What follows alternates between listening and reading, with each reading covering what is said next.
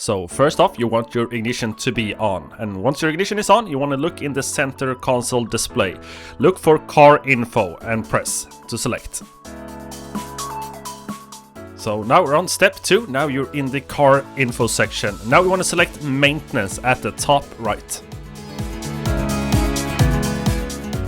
So now we're on the third and final step. So now if you want to reset every service point, you can just press reset at the bottom left. But if you want to reset each one and manually, you can actually do that and put in the desired date and miles on each service point. But for the easiness of this video, we're just gonna press reset at the bottom left and it's all gonna be reset. And that's it, guys. You're all done. Thank you for watching and I'll see you next time.